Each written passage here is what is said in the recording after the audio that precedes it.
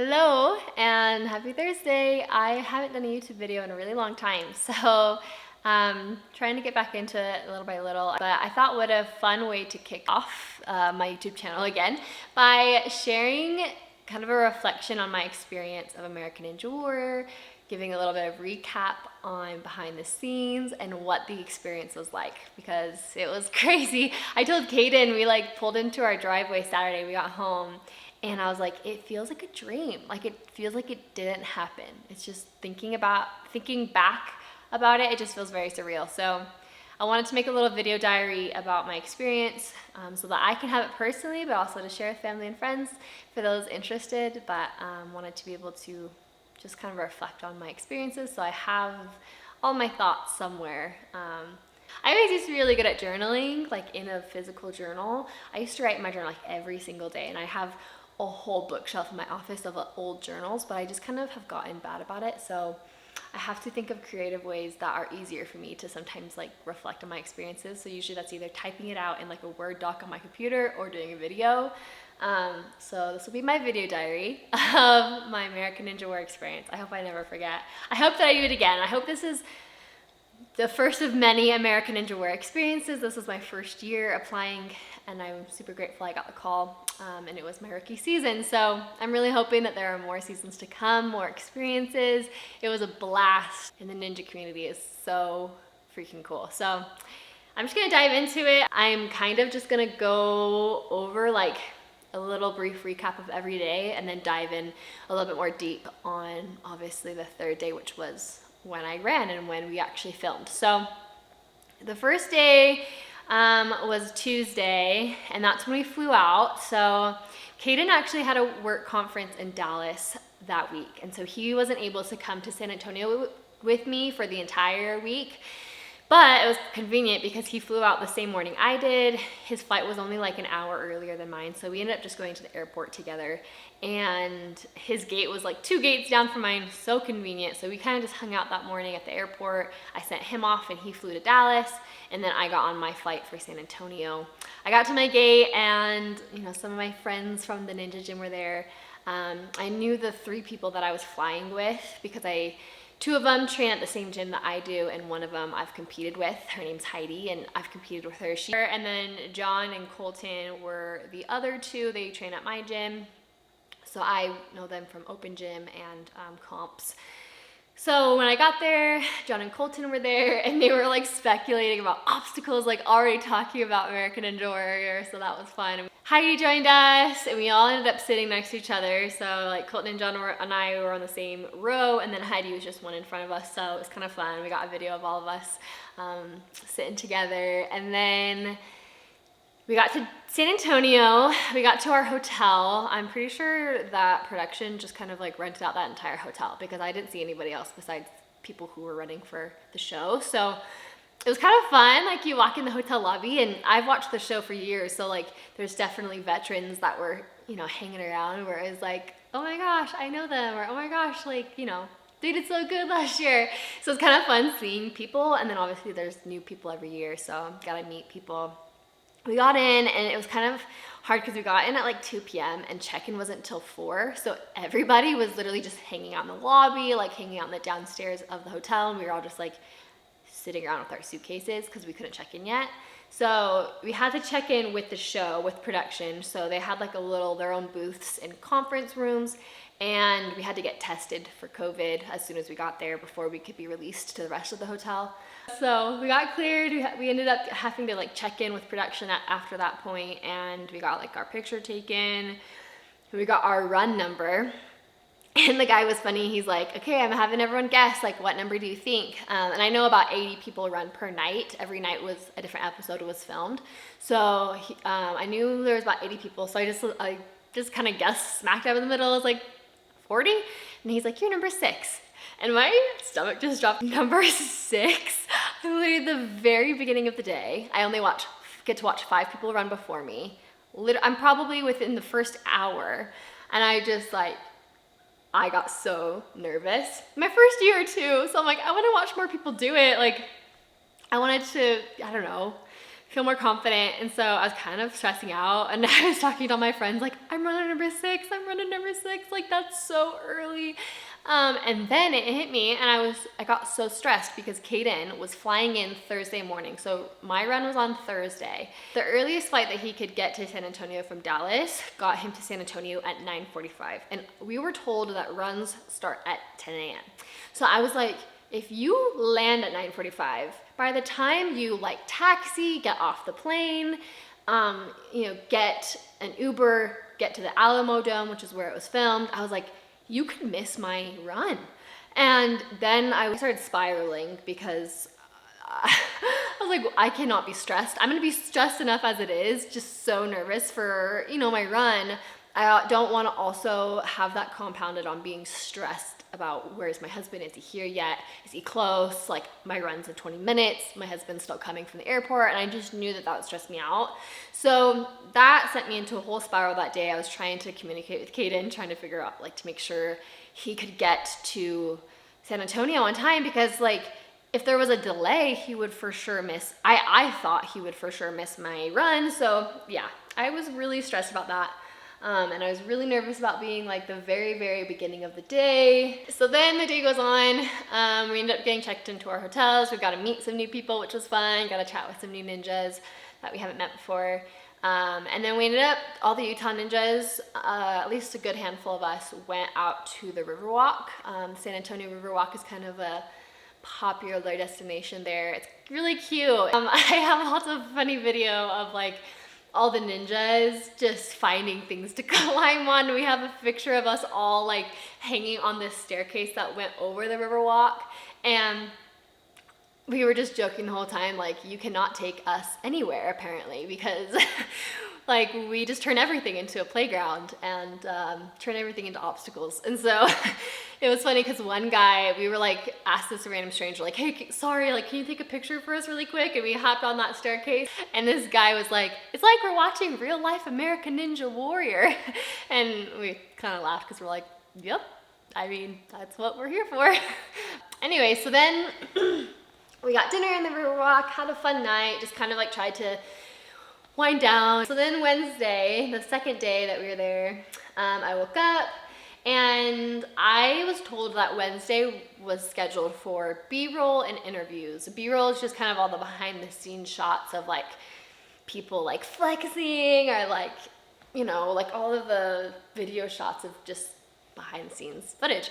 And then interviews, obviously, is just the interview portion. And so I was told Wednesday was gonna be B-roll and interview day, and I just assumed that everyone was scheduled for that, but I didn't realize only 50% of the people get scheduled for that. I think they I don't know for sure, but I think they kind of pick and choose who they either think will do well, or those who have a really compelling story, obviously, they'll bring in for interviews. And so I didn't actually get scheduled for B-roll or interviews. And I was kind of bummed about that, because I thought that'd be a really fun part of it, is getting all the behind the scenes shots. And they also do hero shots, which is when you stand on a little pedestal and it turns you in a circle in front of a green screen, and you just pose. I thought that'd be so fun, so I was kind of bummed I didn't get scheduled for that, and a lot of my friends did. So then it was awkward, because I was like, well, they're gonna be in interviews and B-roll all day, and I don't know what to do with myself, because I didn't realize if you aren't scheduled for those things, you basically have an entirely open day on Wednesday, on the second day. So I kind of just stayed in my hotel room in my PJs, in my bed, watching TV that I could find on the hotel TV, and just relaxed for a really good portion of the day. I don't think I got ready until probably noon, and I woke up at 7:30. So I just kind of stayed in my hotel room and chilled. I ordered DoorDash, I ordered some kava to my room. It's actually really nice, because it was kind of nice to just be able to relax, de-stress. The travel day earlier was really tiring, and I didn't feel 100%, so I was like, this will be good. I'll just get to recover and relax before tomorrow's run. And then eventually I got bored, so I got ready, I got showered, and then it was 1 p.m. or no, it had to have been literally 3 p.m. by this point. I had been in my hotel literally all day. And so finally I started getting really bored and antsy, and I was contemplating going to the Alamo by myself and just finding an Uber, because again, my friends were all in interview and B-roll, so I was kind of I could just go by myself. Like, I'll just Uber and kind of explore. But then I got nervous because I was like, I'm a like small girl in a new city, and I don't know, psych myself out. So I ended up just texting some of my friends, and I was like, hey, are you guys in B-roll yet? And they're like, no, we're just in the lobby, like waiting for B-roll and interviews and everything. So I was like, okay, I'm gonna just come hang out with you guys because I'm getting bored. So I ended up going down there and hanging out with them, and we just kind of chatted. We started playing volleyball at one point because we were just all bored. We were all trying to see how long we could volley it, and it was really fun, and got to know some people. So yeah, that was nice because there were a couple people that I met who've been on the show like for several years. You could tell they weren't as nervous as a lot of other people. So I was like, I just need tips for how to stay composed. That's like what I'm most nervous about for tomorrow, is just the pressure of being on the show and like just the nerves. And so I was asking for advice on how to stay composed because I knew that that would be huge for me. And so they were giving me really good advice. One was a new friend named Chris, and he was giving me advice on like being really confident and just being confident in your abilities and sending everything like aggressively. Just think, gotta be aggressive, go for it, like don't hesitate and just go for it. And so that really stuck in my mind. And someone else was just saying like, have fun, like it's a show. And that's kind of what I went in thinking, like I have to remember, like this is a game show, it's not the Olympics, it's not this isn't going to determine anything about my life or my career. Like this is a game show and this is fun, and of course like it's athletic and it's challenging, but it's fun. It's supposed to be fun. So I was really trying to just stay in a fun mindset and not get too nervous because it was hard to just, stay composed. So later that night, after my friends were done, we ended up getting bikes, like renting bikes, and biking along the San Antonio River Walk, like the portion where there's really cool old Spanish missions. And they're really pretty. I got some photos of them that are super cool, and yeah, it was really fun to just kind of explore. Well then, this isn't that important of a part of a story, but it kind of is, so bear with me. So we were like did one of those bike share things, right? Where like there's just random docks, and then you like get on your phone and you unlock a bike, you pay for it, and then you rent it, and then you have to bring it back to the dock.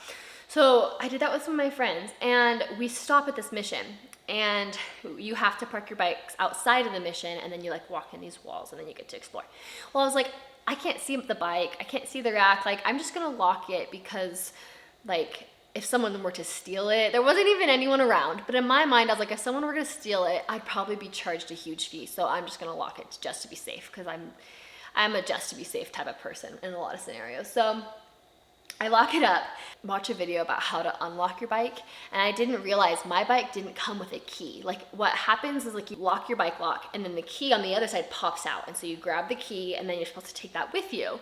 Well, mine didn't come with a key, and so I wasn't able to unlock it, so it was stuck on the bike rack in like next to this mission in San Antonio, and I was like stressing out because I'm like, frick, like I'm gonna get charged if I don't return this thing to the dock. Finally, we like called customer service, and we were like on the wait line for 20 minutes, and we like I'd emailed them, I'd sent in like a service request.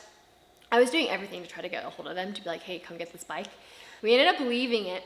Well, as we're docking my other friends' bikes, we get this like security guard drive by us, and he rolled down his window and was like, guys, make sure to like really push in your bikes in the dock, because I had just talked to this guy a couple weeks ago who apparently thought he docked it, but he didn't push it in hard enough, so the dock didn't register that his bike was returned, and he said that he was fighting a $2,000 charge on his card for that incident with the company. And I was like, at that point, all my friends and I just look at each other, we're like, you're kidding me. Now I'm stressed. Like I wasn't really stressed because in my mind I'm like, this has got to have happened before, this has to happen all the time. People's like bikes get stuck places, the company probably just has someone sends them out, they take it back to a dock, it's all good. They've got GPS trackers, and then I was like, this has got to happen, I'm not that worried, I'll just let them know what happened.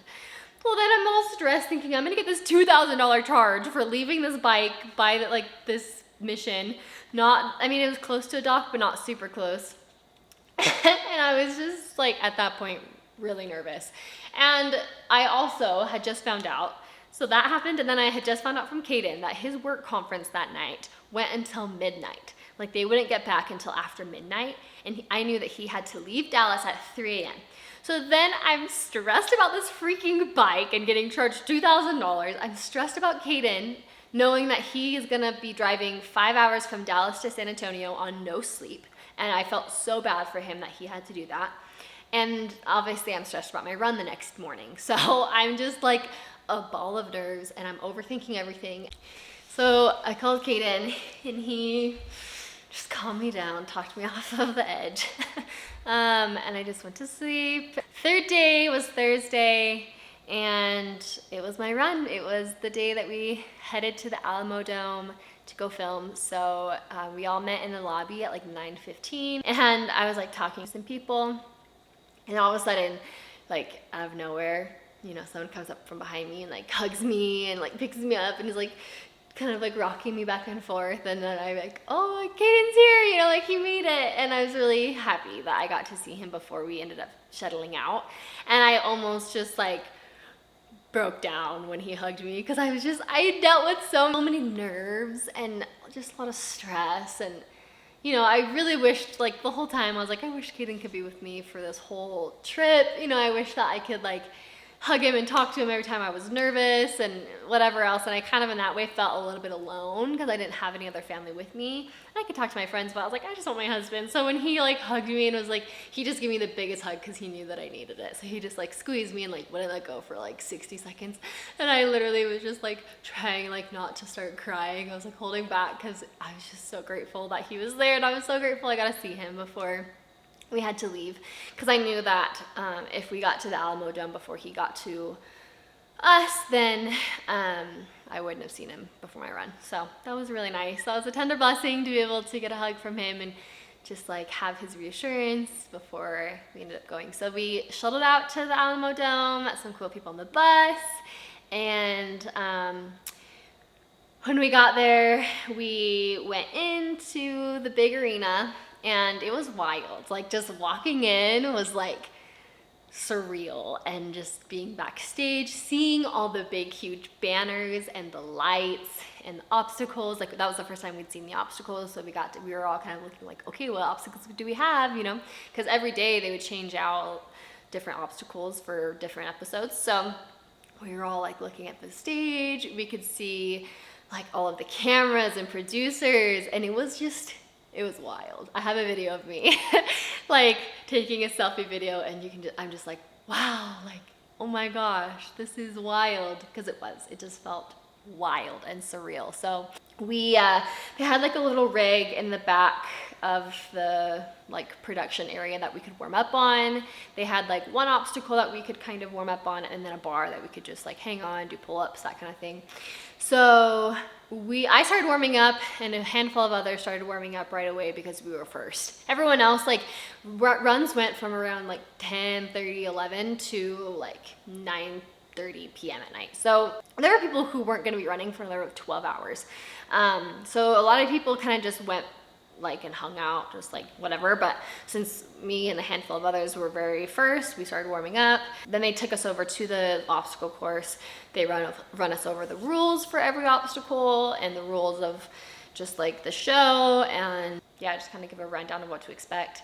And then we got to watch a beta tester run through the course so that we could see how the obstacles worked. A lot of them were new, things we'd never seen before, either on the show or just ever, like in Ninja Gyms, nothing. So that was fun. And then I was just like the whole time, like I knew that my secret sauce to doing well on the show was just controlling my nerves, controlling my breath, and just being super confident in myself. I knew that as soon as I started doubting myself, doubting my ability, comparing myself to other people, that I wasn't gonna do as well, because then you just get in your head and you choke. And I know that about myself. I've done that at competitions before locally. So I was like, I just have to stay composed. I have to be in a good headspace, keep myself in a good headspace. So that was my whole focus, really. That entire morning was just staying in a good headspace, staying positive, keeping it lighthearted, keeping it fun, not trying to take myself or the show too seriously. But obviously I was still really nervous. And it was kind of cool. They had a sports psychologist just hanging out in the waiting area. And he was like, hey guys, like I'm a sports psychologist. I'm here just walking around. Like I'm just here if you need me. So if you want to come chat, like just come pull me aside. So I was like, yeah, I went over to him and I was like, hey, I was like, I know this about myself, that when I get nervous and I get too anxious, like my body just doesn't perform because I choke. And so like I just need tips on how to handle the nerves. And so it was awesome. He was so cool and so nice. And he was just giving me these tips of like really, and I've heard this before in therapy too, but it was helpful to hear it again from him, where he was saying like anxiousness and nervousness is like a wave, right? Like you can see it coming and then it washes up over you and you feel it and your heart rate is pounding and you're getting maybe a little sweaty, you're a little shaky. And he said that you have to just think of it as a wave. Like it will come, it will wash over you, but it's going to leave. And like you just have to accept it and be in it while you're in it. And I had kind of heard that before in therapy too. Like I just know when I was really struggling with my anxiety, my therapist kind of likened it to a wave as well. And she was talking about how if you go surfing or you go boogie boarding in the ocean, if a wave comes up and you try to resist it by like putting your surfboard up or putting your boogie board up, you're gonna get pummeled. But if you just like dive into it and put your boogie board into the wave, it just washes over you. And so I thought it was interesting, like that kind of, flashed back in my memory as he was talking. And he was like, just experience it. He said, if you weren't nervous, you'd be a sociopath. He's like, if you wouldn't, like you care about this, obviously, you care how you do, you care about this experience. So if you weren't nervous, it means that you wouldn't have any feelings. You wouldn't be caring about the situation. Like if you weren't nervous, then why are you here, type of thing. And I was like, no, that's such a good point. Like, of course I'm nervous. I've been looking forward to this so much. And like, it was kind of like a mixture of nervous and excitement, because I was so excited. I couldn't believe I was there. It was surreal, but also just obviously nervous, hoping that I don't fall on the first obstacle, hoping I don't do bad, hopefully I don't make a fool of myself, So it was cool talking to him. And I felt like after we went through rules, it was just like, boom, boom, boom, Kendall, you're up. Like it was so fast. I remember they were like, hey, Kendall, like, come with us, you're gonna be on deck. And I thought that I'd be waiting like on deck for like 20 minutes. I was there for less than probably 5. And then someone was like, hey, we're moving you up. We had to move someone back and you're up next. And I was like, what? Like it just went so fast. And so at that point he's like, hey, go stand on the start line. Like I can't describe like how fast it felt, but he was like, hey, come up to the waiting room, you're on deck, it'll be like 20 minutes, and then 5 minutes later, he's like, just kidding, go up to the stage right now. So what happens is you stand on this little X, they have this little mark for you at the bottom of the stairs, and you just sit there, and the director's like, do not go until I tell you to go. And so you're just like watching him, and you're watching the course, and you're like trying to visualize, and you watch him, and you're going back and forth, and then they say, I don't know if they announced my name or they just said next person. I think they say like Kim McKenzie next or whatever. And then the crowd just starts like cheering and going crazy. I was at the beginning of the day, so I still got a lively crowd. By the end of the day, the crowd was not as lively. They'd watched like hours and hours of runs. So luckily they were still very lively for me, but they were like cheering and going crazy. And I looked over at my director and he was like, and so I was just waiting. And then I see my family in a far across, like on a screen on the other side of the Alamo Dome. I see my family pop up because they zoom in family members. And so I see them, they're all cheering, they're in their shirts. And that's when it hit me. I was like, my stomach just dropped. My heart was pounding out of my chest. And I was like, this is it. Like, this is the moment that I have been working for, that I have been dreaming of, and that I've been looking forward to since I got the call. And then eventually I hear the director yell something, I don't know what, just some sort of like, hey, you're good to go. And he pointed at me and I was like, oh, all right, like here goes nothing. So I just remembered like the producers beforehand were like, be lively, be charismatic, like show that you're excited to be there. So I got up on stage and I was like, hi, like hello, like trying to be very like charismatic. And I remember it felt so forced. It felt horribly forced because I was so nervous, out of my mind. But I was like just trying to take deep breaths, and I look over and they wanted you to like wave to your family on the screen. So I was like waving at them and I was like, hi, love you guys. And then when you're done with your intro, you go down to the second tier and they have you on this little dot that you wait for. And at that point, yeah, my nerves were crazy. And I just remember taking deep breaths, like in through the nose, out through the mouth, like just really trying to like calm my breath.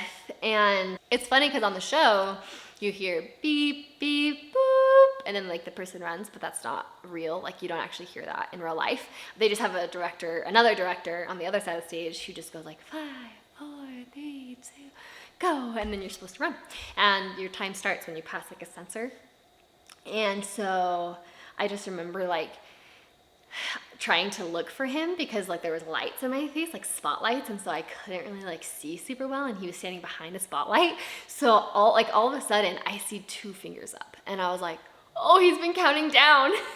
And then he's like 1, go. And I was like, whoa, like that was fast. I couldn't see you. I didn't know you were counting me down. And so I was like, okay, go time. And yeah, I just remember trying to just like breathe and be confident and attack the obstacles. I can't say like really much else. I can't say anything about the obstacles. I can't say how I did. So I'll have to do a part 2 after the episode airs. I'll have to like give more in-depth details of other pertinent information that had to do with my experience, because there's a lot more to the experience, but I can't share yet. Basically signed my life away to say that I was sworn to secrecy. So we'll do a part 2. We'll pick this up and do a reflections video in June or July, whenever the episode airs. So I will say I felt great about my run. I felt great about my rookie season. I do feel like I was so confident. I feel like I was in a headspace like I've never been before. I feel like I was just like so confident about my ability, which I think I've never had that during comps. I think for every like local competition I've done, I've always just like felt like I was, you know, the newbie who doesn't really know what she's doing, and I would always compare myself to the other people around me. And I think that was a little bit of a advantage of being at the beginning of the day, because I ended up being number 5, and I was the first woman of the entire day. So I hadn't seen anyone run before me, which I feel like was good, because I feel like when I watch other people sometimes, I will like come up with these preconceived notions of what's gonna happen, right? It's like, oh, that person's stronger than me and they fell here, so like I don't even know if I'm gonna make it there. You know, like you just kind of come up with these preconceived notions when you start comparing yourself. So in that way, I ended up actually being very grateful that I ended up running so early in the day, that I was the first female. I barely watched people before me, and I just knew that like the whole course was mine. Like I just had to do my best. It didn't matter how anyone else did. And I do feel like I really had this total mental shift where I just like did everything with aggressiveness and confidence. Even my coach, I had my husband, my friend Heidi, my friend Mark, and my friend Stockton all on my sideline. And one of them's kind of been like my coach and my mentor since I started, Mark. And he even mentioned like, I've never seen you so confident about a competition in my life. Like you've never been that way. And he's like, you were in a different headspace than you've ever been. And I was like, I felt that way. Like I felt like I was, you know, just so confident in myself and in my abilities, which, yeah, it was really cool. So I can't wait to share part 2, kind of share more about what actually happened, what happened after, and everything that ensued on the course. So if you want to watch the show, I will be posting about it on my Instagram. It will air on NBC in the summer. I was the very last episode. We were the very last night of runs. So I'm probably going to be towards the end of, well, so like they have qualifiers, and then they'll have semifinals and then finals. That's all filmed before the season even airs. But I think qualifiers start airing at the end of May. So that means my episode probably won't air until either the end of June or the beginning of July. I'll be posting about it when I do know all the dates and specifics. I'm not guaranteed airtime. I've talked about that on my Instagram. No one's guaranteed airtime. There's about 80 people who run per night, per episode, and only I think like 20 to 30 get airtime. So a lot of people actually are never even shown. So I'm just crossing my fingers that I even get airtime, that there's some type of proof that I was there. But you just never know. So fingers crossed. Either way, it'll be a fun episode to watch, and I will again, keep everyone updated on when that will come out. So after that episode airs, then I will have free reign to be able to dive in depth more about the things I can't share now. So it was honestly an experience of a lifetime. It was so surreal.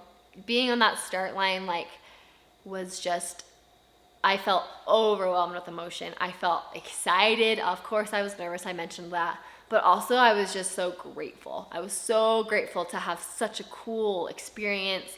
It felt like a very full circle moment where it was like, I used to watch the show, and I'm literally on the stage for the show with cameras in my face right now. It's indescribable. So it was a really cool experience. It was so awesome meeting such amazing people.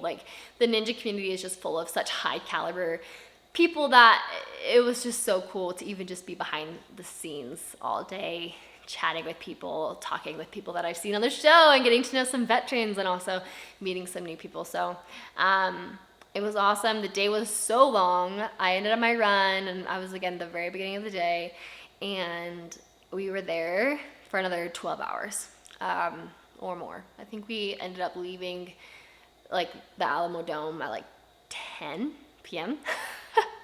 It was a long, long day.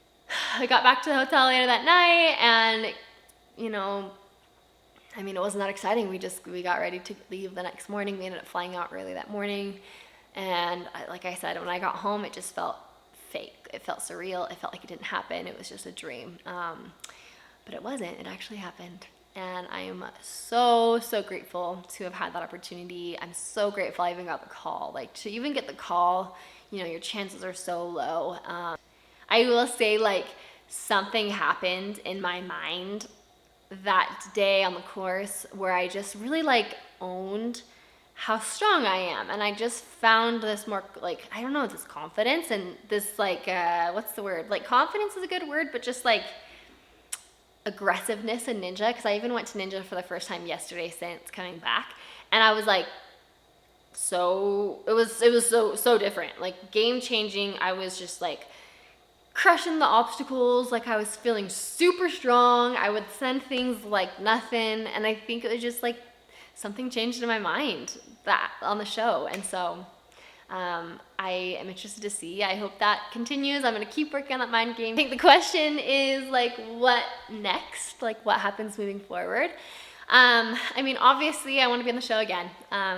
If life situation permits next year, I will apply again, hopefully get the call again, and get another chance at the course, because it was such a fun time. And I want to keep doing ninja. I even had this moment where I was I've been on the show, this was kind of the dream. This was what I was dreaming for, and now it's happened. So what do I do now? But I still love ninja. I still think it's so empowering how it makes me feel, and how strong I feel, and how strong it makes my body. So ninja is still in the future, not gonna end anytime soon. There's local competitions, which is super fun, and I want to get into rock climbing more. It's funny because now the pressure feels ninja kind of just feels fun again. I went to the ninja, like I said, I went to the ninja gym for the first time last night, and I was actually excited to go, which I haven't felt in a couple months, just because I think there was so much pressure getting ready for the show. And now I'm ninja gets to be fun for another year and competitions get to be fun, and so we're gonna just keep doing it and keep having fun. I want to get into rock climbing more. I think it'd be fun to get into Spartans or OCRs, but my biggest obstacle there is just running, my ankle injury. So we'll see how that happens. But branching out, still having fun, still obviously just staying a ninja. Once a ninja, always a ninja. So that was my experience. Hopefully you enjoyed. I'm sure this is going to be longer than I intended for it to be, but it is what it is. So thanks for watching. Thanks for everyone's support at home too. I really felt it. Just all of the love, all of the support, all of the words of encouragement. I just really felt it. And so thank you for watching, and stay tuned for a part 2 to this video that I hopefully will be able to do in the summer. So yeah, signing off. Have a great Thursday.